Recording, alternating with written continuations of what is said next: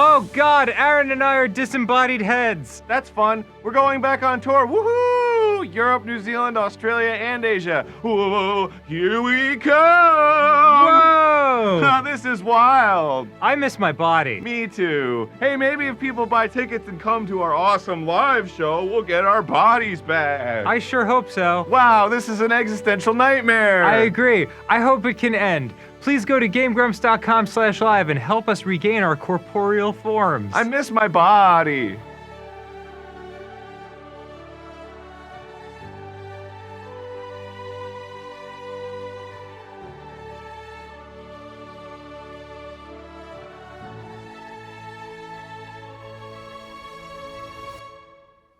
Hey, I'm Grump. I'm not so Grump. And we're the Game Grumps. Aaron, what is this? What do you mean? Well, I'm looking at some gross toes, and in the corner it seems to say heartbreaking. This mom just shit her pants in under trending lifestyle. I don't know what Clickhole is. I've seen it around the internet a million times. You heard of The Onion? Mm-hmm. Okay, Clickhole is The Onion's parody of BuzzFeed. Oh. So all their fake articles are like real fucking like pop culture-y kind of like 5 ways to find out if your dad is secretly looking, you know, like that kind of shit. Got it. That makes sense. It is affiliated with The Onion? Yes. That's interesting. Okay. Nice. And what are we doing here? Well, they've released quizzes. Okay. That, you know, they teach you a little bit about yourself. You know, like, you know, it's like, what Hogwarts class are you or whatever. It's like that, but Clickhole puts them out. This person's feet, it's just hard to look at. Well, are they fucked up enough for your health insurance to cover getting a pedicure as a medical procedure? Look at that tiny pinky toenail. Yeah, it's not even there, dude. Getting a pedicure is sometimes just the pick-me-up you need in the middle of a stressful week, but they don't come cheap. Luckily, you might be able to get it covered by insurance if your toenails are so fucked up it's considered a medical procedure. Do you qualify? Let's find out. What? Most insurance policies specifically require that toenails be pretty goddamn fucked up for a pedicure to be considered medically necessary. How many toenails do you have on average per toe? Wait, what? How many toenails do you have on average per toe? 1. All right. One way to convince your health insurance to cover a pedicure if your policy is strict about what it considers a cosmetic procedure versus a medical procedure is to prove your toenails pose a danger to yourself or others. When's the last time you cut yourself with your toenails badly enough to be hospitalized? That has never happened. Am I supposed to be answering these honestly? What is going on here? Yeah, well, you gotta find out. Listen, you have to find out if your toenails are fucked up enough for your health insurance to cover getting a pedicure as a medical procedure. I feel like I'm getting messed with. So question 3, reading the fine print to your policy is key to knowing whether or not it covers a full pedicure, emery board, foot soak, and all, as a medical necessity. So how does your insurance policy define fucked up enough to make a pedicure medically necessary when it comes to pedicures? Is it A, it doesn't say anything about that? 2, disastrously overgrown to the point that they affect the ability of you and those around you to eat and breathe. 3, rusty moss covered, bleeding from the nail itself or otherwise significantly tarnished. Or B, toenails that lack razzle dazzle and simply are not as hot as they could be. Well, I don't know. You set me up with the insurance policy through GameGrumps. It's this one. It's razzle dazzle. Yeah, I know the insurance policy very well. Okay. Your insurance policy may not say anything about this specifically, but we're just curious. In a pinch, would you be able to use your toenails as ice skates? Yeah. Okay, great. Really? I mean, in a pinch. Okay, yeah, fair enough. In some cases, incredibly fucked up toenails can be classified as a disability. How encumbered by the weight of your toenails are you? I mean, I suppose I drag my feet a little. Yeah, me too. I'm right there with you on that one. H.R. Giger is an acclaimed Swiss surrealist painter responsible for designing the nightmarish creatures in the Alien film series. If he were still alive, what would H.R. Giger do if he saw your toenails? He wouldn't say anything about them. A, he would smile when he saw them. A, he would make a quick sketch of them. And A, he would do an entire art show based on them. I think he'd smile.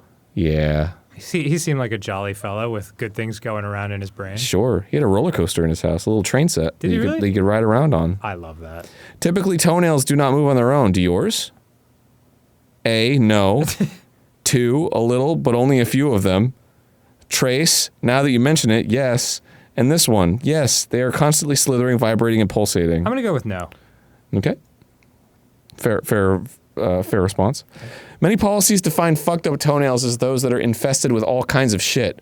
End quote. What kind of infestations do your toenails have? Everything up to and including fish. That's pretty scary. Thanks. We know you're eager to find out if insurance will cover a pedicure as a medical procedure, but we have one more question. Are any of your toenails grown together? No, they're all individual toenails. Just the fourth little piggy in my pinky toenail. Yeah, are they not supposed to be? And both of my feet essentially share one big toenail. No, they're individual toenails. Okay. I don't want to sound crazy. All right. All questions completed. Oh, Drat, looks like your toenails aren't fucked up enough to have a pedicure covered by insurance and as a medical procedure. You're just going to have to save up the $60 yourself. $60? Yeah, I know. Oh. All right, let's see what other games we got. Let's check out some quizzes. How many of these passive-aggressive comments has your dad made about Spider-Man out of jealousy? All right, I'll read this one to you. Yep. Generally speaking, dads are deeply insecure individuals who desperately want to appear more impressive than they really are. But when they encounter someone who's actually impressive, such as Spider-Man, it makes them feel inferior, and they resort to making bitchy comments about them to soothe their fragile egos. How inferior does Spider-Man make your dad feel? Take this quiz to find out. Which of these passive-aggressive comments about Spider-Man has your dad made out of jealousy? Having white crap come out of your hands isn't a superpower. It's a disease. Yes or no? You just click them as I go. Oh, okay. Suit makes him look bald. Yeah. I'd flip around like a jackass all day too if I didn't have to worry about paying the mortgage. I kiss your mother upside down all the time, but you don't see me making a big deal out of it. Yeah, that one. If he's so great, why doesn't he have parents? That one, yep. Heard Spider-Man only wears a mask to hide his lazy eye. Must not be as brave as people think. No, my dad's very respectful of that. Does he even own a car? Nope. Queens is a dump. Our neighborhood is much nicer. Big lawns. Yep, definitely big lawns. That's not cool. Queens rules. I was on the roof all weekend fixing the gutters, but I didn't ask anyone to make a movie about it. Yep. The real superheroes are the maintenance workers who power wash all that disgusting web off the side of the buildings. Which one is Spider-Man again? He's the McDonald's mascot, right? No, he knows who Spider-Man is. Hey, if he wants to work for the lying mainstream media, he could be my guest. I'm just saying I would never do it. Can I click that one twice? So what? I've been bitten by spiders plenty of times. Yep. Remind me, was it Spider-Man who took the whole family on an all-inclusive vacation to Atlantis last year, or was that me? Yep. I know a guy at work who got saved by Spider-Man once. Said he was my scrawnier. I'm really having trouble reading this. I know a guy at work who got saved by Spider-Man once. Said he was way scrawnier in person, like 4 feet tall, 90 pounds max. That seems really specific. No. I bet he didn't even go to college. Yep. Try spraying that web in a real fight, and you're gonna get your clock cleaned. Yep. He's pretty cool if you're into fairy tales. Nope. Who? Yep. All right. Your dad is definitely jealous of Spider-Man, but can you blame him? After all, he's been busting his ass for over 30 years to provide for his family, but he gets none of the praise or glory as a top-tier superhero like Spider-Man enjoys. Deep down, he probably believes that he too could be a hero if he were able to acquire superhuman powers, but since that's never going to happen, he just has to do the best he can with whatever the good Lord gave him, which isn't much. No. So yes, your dad's catty, passive-aggressive attitude towards Spider-Man is definitely pathetic, but it's understandable how he got to this point. Oh man, I'm too far from the TV. Just let him make his. This is like a fucking eye test. Thank you. Just let him make his bitter little comments and do your best to ignore him. All right. Well, that's good to know. I actually didn't know if my dad was jealous of Spider-Man after hearing all these things, but now I think I know. This was cool. Can we do something else? Let's check out this one. Okay. Can you tell the difference between the real Mrs. Lisa and an imposter? Everyone knows that Mrs. Lisa is a 64-year-old graphic designer with a penchant for gardening and a heart of gold. However, the world is full of imposters looking to steal a piece of her notoriety for themselves. Can you tell the difference between the real Mrs. Lisa and an imposter? Take this quiz to find out. Let's start off with an easy one. Mrs. Lisa loves to relax after a long day of graphic design by sitting really still in her garden. Which of these women having a nice time outside is the real Mrs. Lisa? Aaron, I'm not sure I understand Clickhole's humor. What do you mean humor? All right. This is a quiz. Which one's Mrs. Lisa? Fucking bottom left. All right. Mrs. Lisa is absolutely gorgeous, unlike her graphic design nemesis, Carla Rotino. That's Carla Rotino. Oh. Mrs. Lisa runs a very successful graphic design company with friendly services and competitive rates. Unfortunately, there are several false companies run by imposters who are pretending to be Mrs. Lisa just to make a quick buck. Which of these graphic design companies is the real Mrs. Lisa's? Is it Mrs. Lisa's Graphic Design Studio, Miss Lisa Graphic Design, #1 Best Graphic Design Studio by Mrs. Lisa, or Mrs. Lisa's Great Designs? You know this one. Aaron, I want to yes and everything we do here. I think I hate this. Yeah, but you've used their services before. My brain. It's 2, Dan. All right. It's 2. God.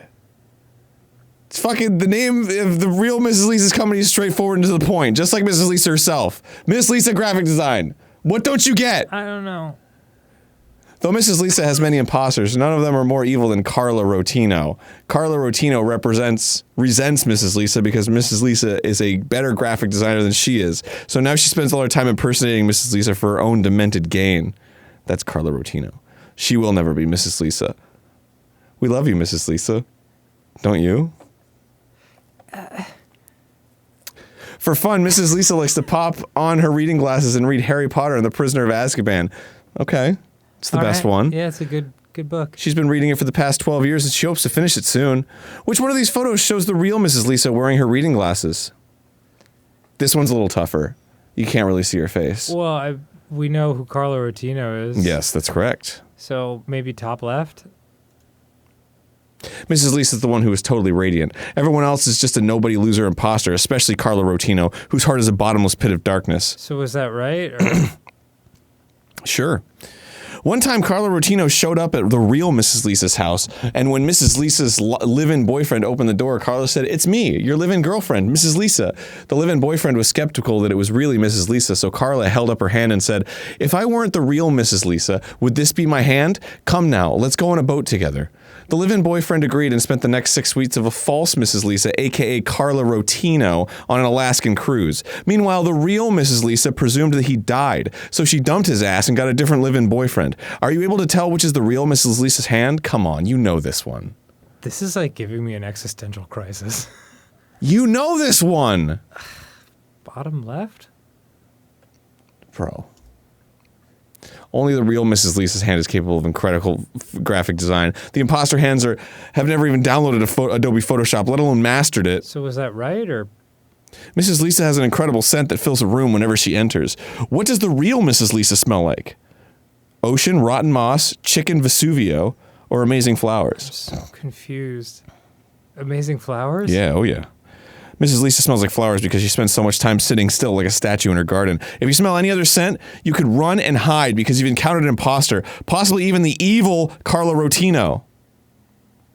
So let's make things a little more difficult, Dan. Oh, man. Whenever Mrs. Lisa reads something shocking in Harry Potter and the Prisoner of Azkaban, she sends a text to her live-in boyfriend.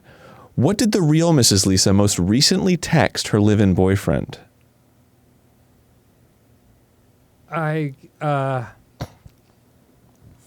The Prisoner of Azkaban is the one with the Dementors, right? Yeah, and the time travel, Yeah, time yeah. turner. So I guess it would be the fourth one. Mrs. Lisa was incredibly surprised to learn that Sirius Black was wrongfully imprisoned in Azkaban. Keep reading, Mrs. Lisa. We can't wait to hear your thoughts on what comes next. You were wrong. Fuck. I know. What? It's okay. You'll get it. I don't... Mrs. Lisa's aging pet ferret means the world to her. Which of these is the real Mrs. Lisa's pet ferret? Here's a hint. Mrs. Lisa's pet ferret is the cutest one. Well, I can pick a cute ferret. Go ahead. Oh, man, that first one's really cute. Yeah, it's the first one. Oh, there's more. There's more. There's more. Oh, You want to change your answer? Shit. Is there time? Yeah. You can choose whatever. That one. This one? Yeah, that's a cute ferret. That's pretty cute. Mrs. Lisa's perfect pet ferret is named Mrs. Phoebe. Although Mrs. Phoebe is 12 years old, which is extremely elderly for a ferret, she will outlive all of Mrs. Lisa's imposters. This is like when Brian took me to the Museum of Jurassic Technology and I didn't know what was going on, and I just got so, like, angry inside. That's okay. Mrs. Lisa puts her graphic design skills to use every year to send out an awesome Christmas card. Which of these photos was the real Mrs. Lisa's 2019 Christmas card? Ooh, this is a good one. This one. This one. And that's it. I guess the one with the ferret, right? You sure? No. I'm going with this I'm one. not even sure what we're doing right now. Mrs. Lisa's card is awesome, unlike the terrible one that Carla Rotino made on half of all of Mrs. Lisa's imposters. You're right, because she's better at Photoshop. That's her job. Although Mrs. Lisa wishes she did not have imposters, she accepts her lot in life and prays for them every night. What does the real Mrs. Lisa say every night when she prays? I actually don't know this one.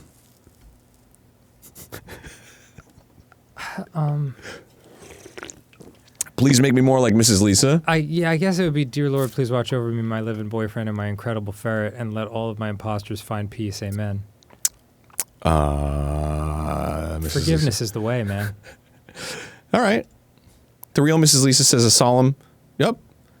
10 questions completed. You're a tried and true Mrs. Lisa expert, dude. And you can easily separate the real Mrs. Lisa with her beautiful golden hairdo and adorable ferret from the crowd of wannabes, especially the vile Carla Rotino. If a Mrs. Lisa imposter ever tried to offer you her graphic design services, you would not hesitate to report her to Adobe customer service to have her Photoshop license revoked. Nice job. Hey, you did great. What? You know Mrs. Lisa really well. What? No. What? I don't want... What? Here, why don't you read the next one for me? Aaron, like, we're dying. Like we're all dying. We're like, our cells are disintegrating, and eventually we leave this earth. This is how we're spending our time, our precious time. I really want to commit to this, and I can't bring myself to do it. Why don't you read me this quiz? Oh God! All right, fine. This is all for you. Oh, Does yeah. Master like the which Marvel superhero are you quiz I have prepared for him? Does it please Master? Oh, I hate this. Oh, Master, you're here. How wonderful. It is I, your humble servant, Grundor. Thank you so much for clicking on my link, Master. Grundor has prepared a lovely quiz for you. A lovely quiz to determine which Marvel superhero you are, Master. Grundor hopes this quiz is pleasing to Master. If it is unsatisfactory, Master must punish Grundor. Now Master will take Grundor's quiz to find out which Marvel super character Master is. Well, I appreciate you, Grundor. If it is okay with Master, first Grundor will ask Master about his favorite cocktail. This will help Grundor determine if Master is more like Spider-Man or the Hulk or Black Widow or even a different Marvel character. What is Master's favorite cocktail? Whiskey neat. Wait. This question displeases me, Grundor. It is poorly made. I don't like being in a master-servant situation with you, Aaron. Why? Okay, next question for Master. If Master could have any superpower, what would it be? Super strength, flight, the power of Norse gods? Who needs superpowers when I have incredible friends? I hate this question, Grundor. You failed me yet again. You're doing such a good job, Grundor. I'm going to dump some almonds onto the floor for you to eat later. I know how much you love floor almonds. It's that one. Thank you for your answers so far, Master. Grundor is getting a very good idea of which Marvel character Master is. Now Grundor has a new quiz that he made just for Master. What is Master's favorite way to spend a Saturday night? Hanging at a bar with friends? An evening with Netflix and wine? Punishing Grundor. Meeting a few close friends at a restaurant for dinner and deep conversation? Throwing things at Grundor for no reason? Cozying up in bed with a good book? Letting Grundor crouch under the table while Master eats his dinner so that Grundor can be close to Master? You know, Grundor, sometimes I like your company. Don't refer to me as Grundor. All right, I'm going to throw things at you. Okay. Grundor hopes this question was thrilling for Master. Oof, man. It's like we started at rock bottom and now we have begun to dig. Grundor must say, Master's eyes are looking so tiny today. Oh. Such beautiful small eyes for Master. Grundor admires Master's small eyes so much. How dare you look at me directly, Grundor? Grundor is getting a clear idea of which Marvel superhero Master is. Time for the next question in Grundor's quiz. What is Master's favorite movie genre? Horror, sci-fi, romantic comedy, movies where Grundor gets to eat almonds off the floor as a treat, thriller, or movies where Grundor gets boxed on his wretched ears for displeasing Master. I'm gonna go with 6. Grundor's favorite movie is any movie while the beautiful woman named Godzilla destroys Tokyo. Grundor has a big crush on Mrs. Godzilla, but if Master wishes to marry Godzilla instead, Grundor will of course concede the ravishing Godzilla to Master. That's right, Grundor. What is Master's favorite way to punish Grundor? Using my spider webs to hang Grundor by his feet from the ceiling?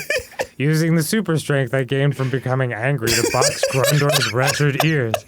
Using my archery skills to shoot Grundor in his disgusting feet? Using the power of my Wakandan ancestors to pick Grundor up by his long ears and swing him around like a lasso? I could never hurt you, Grundor. You're my pal. Or landing my spaceship on top of Grundor while listening to The Chain by Fleetwood Mac. I do love that song. The Chain is outstanding. Look, Master, Grundor has found for some string. String for Master that Grundor found on the floor of a family's house while they were sleeping. Does Master like the string Grundor found for Master? Yes, that's a very nice string, Grundor. Or, you miserable wretch, get this filthy string out of my sight, Grundor. It displeases me greatly. No, that's some very nice string, Grundor. It looks like licorice. Oh, Master, guess what? Grundor lives under the kitchen sink and survives by sucking nutrients out of a dirty sponge. I know, Grundor. Yes, Grundor, I know.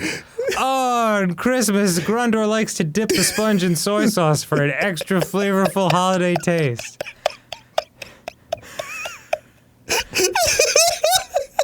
Now Master must pick a favorite food. Okay. Avocado toast, cheeseburger, sushi, chicken wings, floor almonds, just like Grundor, mac and cheese, or a chocolate shake. I gotta go with the classic mac and cheese, dude.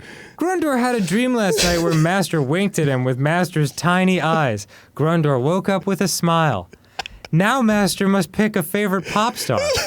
Ariana Grande, Madonna, Drake, Beyonce, Bruno Mars. I dislike all of these singers, Grundor. This question displeases me. Yeah, I have to agree with that. This question does displease me. Look, Master, Grundor has drawn a picture of Grundor and Master being friends together. Does this please Master?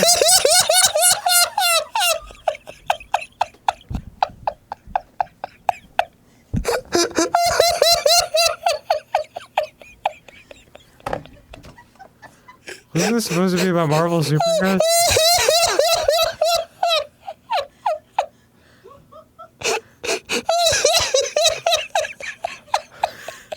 What a lovely picture, Grundor. You're my pal for sure. This is what you think I look like, Grundor? This is a hideous picture. Throw it in the garbage where it belongs. It's not a very good picture, Grundor. Okay, Master. Last question, and then Grundor will be able to tell Master what Marvel superhero he is. What do you value the most? Justice, revenge, power, love, family, Grundor, money, fame. Oh, you know what? In the end, I love you, Grundor. I'd say thank you, but I am not Grundor. You skipped past something I was supposed to say. Go up a little bit. Grundor hopes Master has found this quiz satisfactory. Now it is time to learn which Marvel superhero Master is. Master is the Incredible Hulk, and he hates Grundor's quiz. Oh no! Master hates Grundor's quiz, which has determined that Master is the Incredible Hulk. Just like the Incredible Hulk, Master is huge and angry, and he must use his muscles to punish Grundor for making a bad quiz. Just like the Hulk, Master is scary and magnificent. Master has smaller eyes than the Hulk, but that is the only difference. Grundor is so sorry that his quiz did not please you, Master. Grundor wanted to delight and entertain you with a quiz of smile, but instead Grundor has created a quiz of stink that makes Master furious. Grundor will go to his home beneath the kitchen sink and await his punishment. Grundor will never eat floor almonds again. He does not deserve them. What? Thank you, Grundor. The fuck? All right, here we go. It's someone's job just to make these? Can you tell which of these people with fly swatters are trying to kill a bug and which are just holding them up to brag? Someone trying to rid themselves of a pest or someone trying to prove they are the best. Take the quiz and see if you can tell. Michael Hopper. Is he trying to kill a bug or just holding up a fly swatter to brag? I think he's trying to kill a bug. Yeah, I would agree with you there. Correct. Michael's been trying to swat an ant for several minutes now, but the little guy is just too fast for him. An ant. Maybe soon, Michael Hopper. Justine Coolidge. That feels like a brag. It does. Nope, sorry. Justine is swatting a butterfly who came dangerously close to flying into her yard. Nice try. Okay. I thought that one was tough too. Steve Morris, this is the flagship one. I think he's trying to hold up a fly swatter to brag. Yep. Yeah. Nailed it. Steve has dreamed of owning a fly swatter for years and was able to afford one finally. He just snapped this picture of his new pride and joy and uploaded it to Facebook, and now he can't wait for all the likes to start rolling in. I can't blame you, Steve. That's a nice fly swatter. This is fascinating. This is like a whole style of humor that I just don't get. Like, you and Allie are losing it, and I just, like, I can't understand. You didn't like Grundor? Grundor was pretty good. Grundor was fucking top tier shit. There was something to Grundor that I enjoyed, for sure. Is Rebecca Chow trying to kill a bug or holding up a... I think she's trying to kill a bug. I feel like this one's tricky. Okay. Because it's very, like, he looking at a bug, but I think maybe she's trying to distract him. Oh, yep. Man. Oh no, sorry, Rebecca's just holding up this fly swatter to brag. She bought it in a casino gift shop on a trip to Vegas. She's already updated the education portion of her resume, so it says Fly Swatter U instead of Yale, where she got her doctorate in applied chemistry. The handle of the fly swatter even says the name of the casino where she bought it. Pretty cool. It is pretty cool, Rebecca. Thanks. But he's looking off. That's what I'm saying. He's looking at something unrelated, but she's trying to get his attention because she's so proud of that fly swatter. It makes it seem like she and he are looking at a bug, but they're not. This is fascinating. Lainey Rodriguez. I think she's trying to kill a bug. Oh, yeah, this one's tough. I think she sees a bug off to the she could right. be, yeah. Right, camera left. Incorrect. Dang it. Lainey's just holding up the fly swatter to brag. This fly swatter was her grandfather's and it will one day be passed down to her own children. She's holding it up to show her cheating ex-husband the fly swatter that will never be his. That's some girl power, Lainey. You go, girl. Martha Orth? Trying to kill a bug? You think so? I don't know. I don't know anything anymore. Yep, both answers are correct. Martha spent $500 to set up a professional photo shoot to show off her prized fly swatter that she bought from someone who claimed it once belonged to Charlemagne. But during the shoot, an earthworm began crawling across Martha's leg, and now she's got her prized possession cocked back to teach it a lesson with a firm, life-ending swat. Good job, Dan. Thank you. I guess you couldn't have failed that one, but it's fine. Mika Gishard? This one's tough. I can see why they saved it for last. Maybe you're holding up a fly swatter to brag? Dude! Wow. That's right. Yeah. Mika's bragging about her most prized possession, the fly swatter she won on eBay after an intense bidding war with a Japanese investment firm. While money's tight for this single mother of three, she decided that $338 plus shipping was worth it to treat herself to something nice. Aww. And now she's basking in the glow of her sweet new swatter. She just sent this photo out in a mass email to all of her coworkers to make them jealous. You go, Mika. Who out there is with me? I feel like the meme where the guy's looking at the butterfly, and it's like, is this comedy? You know what I mean? Sure. You're good at telling which people are with fly swatters are just trying to kill a bug or which are just holding them to brag. So that's great, Dan. Well, we've got something of a little legend on our hands, don't we? When it comes to discerning why people are holding fly swatters, you're second to none. Continue flying high, sir, or madam, and let your soaring example inspire humanity to greatness. I feel like, have you ever gone to see a movie and like everyone around you is cracking up and you're just sitting there confused? Scary Movie 3. What, really? Did that happen to you? Yeah. It's happening to me now. I don't want to be like, this sucks, because clearly there's something that everyone else is enjoying.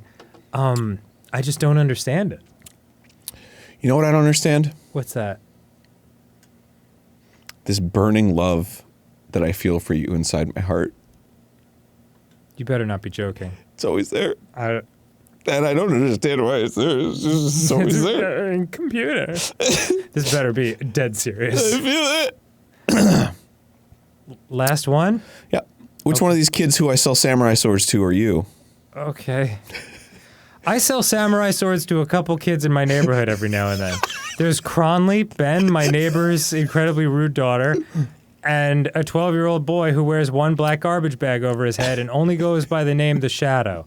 Which of the kids who I sell samurai swords to are you? Take this quiz to find out. I'm really excited about this one. First of all, each one of the neighborhood kids who buy samurai swords for me call me by some inaccurate version of my name. That's not what my name actually is. Which messed up version of my name do you prefer to refer to me as? Mr. President, the Big Fog, the Sword Bitch, or I refuse to call you anything but Junior because I'm far more skilled than you with the sword? The Sword Bitch. There's no question. The kids who buy swords for me also send me text messages all the time, and it makes me wish I never became a sword salesman. It turns my life into an endless hassle where I'm always receiving texts from kids who want to buy my ancient Japanese weapons. Which one of these texts would you most likely send me when you want to come over and buy a samurai sword? I would most likely text you, I'm coming over to buy lawn medicine from you, because I think if I refer to the swords as lawn medicine, then the police will not be as suspicious if they intercept my text. I'm having so much trouble reading these because I can't believe the sequence of words that I'm being expected to say. However, I would then immediately follow up this text with a message that says, the lawn medicine is swords, which completely defeats the purpose of the original text. So who the hell knows what I'm trying to accomplish? That's a good one. I would most likely text you every single emoji that's available. That's not me. I would most likely text you, all caps, where are the swords? I need the swords. Give them the swords to me now. I can relate to that. I would break our long one-sided text conversation in which I repeatedly ask you what puberty is to command you to meet me behind my house to sell me a samurai sword. It's that one. Okay. I feel like I've sent that text before, honestly. All right. The kids in the neighborhood who buy samurai swords from me all like to pay in a bunch of different ways, and none of those ways is money, which is my preferred method of payment. What fucked up way would you pay me for the samurai swords? I would pay you in Mrs. Morrissey bucks, which are pretty useful in Mrs. Morrissey's class. I have gotten that before. I would color in an entire checkbook with a crayon and give the whole thing to you. I would stop screaming as loud as I can directly into your ear and then whisper, I have paid you with my silence. I would turn a burlap sack upside down and 4 severed wolf heads would fall out. Whoa, that kid's cool. It's this one though. Okay. I never actually got any of the good bucks from my teacher. I just stole them from her closet when she wasn't looking. Okay. The kids I sell samurai swords to like to play with the swords after I sell them. How would you play with your samurai sword on the street? Ooh. I would make a robot outfit out of cardboard boxes, then go to school while waving my samurai swords around wildly while yelling at my teachers that I am a cyborg named Dangerbot, the robot that accidentally kills people. That's not me. I don't like robots.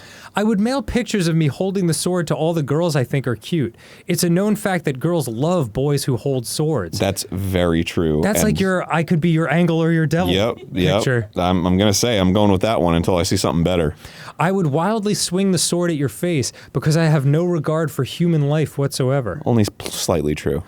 I would show you how adept I am in the ways of the sword by slicing off the tips of your bangs, but not nicking your skin. Then I'd knock you to the ground until suddenly I have the samurai sword at your throat. I would press the blade gently to your neck until it slightly draws blood, and I'd refuse to take it away until you tell me why my voice has been getting deeper and why I've been growing facial hair. That's this one. It is a known fact that girls love boys who hold swords. That's the I can be your devil part. Oh, I see. Well, what's the angle? The angle was me with my Mega Man toys. Oh. In my fedora and vest. That's right. Can we put that picture up? Oh, classic. What would you say is the best part of having a samurai sword? A, I'm now able to win every game of kickball at recess if I pull my sword out and demand that my team won. Ooh, that's a good one. B, samurai swords are a major babe magnet. That's a good one too. C, I can now force my parents to give me even more money than usual. D, being able to kill so easily while also using it to threaten people for information, like asking them what pubes are and why my friends at school won't stop talking about them. Oh man, I don't know. This one's tough. Boy, sorry, Aaron. Sorry to throw you this curveball. I like this one because when I think of like if my house got broken into or something, I keep a samurai sword by my bed. So if somebody came in and was like, "Oh, I'm gonna rob you," I would come out with a samurai sword in my underwear and I'd be like, "Fucking try," and they would absolutely leave. I would not stay. And I was just sleeping over as a friend. What would you say is the worst part about having a samurai sword? When some copycat at school mimics you with a butter knife and thinks he's just as cool as you even though his sword sucks and would never be used by the ancient order of the samurai. That is a good one. When girls laugh at the pictures you took of yourself holding your sword and then say that they don't want to go on a date with you because you're a weirdo who owns a sword. That one stings. Needing to put loud alarms on your swords so your parents can't take them from you when you're sleeping. Or when teachers take your samurai sword away after you use it to threaten the people who made fun of your voice cracking. It's I'm going to say the second one because that's happened to me before. That has absolutely happened to me. Wow.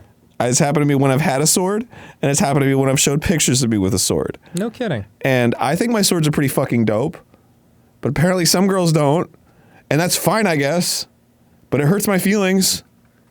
What's number 7? As soon as one of these kids buys a samurai sword from me, they usually go off and try to fight one of their enemies with it. Which one of these would you feel most compelled to try to fight with your samurai sword? A goose, that small girl, that waitress, or a man dressed as a samurai?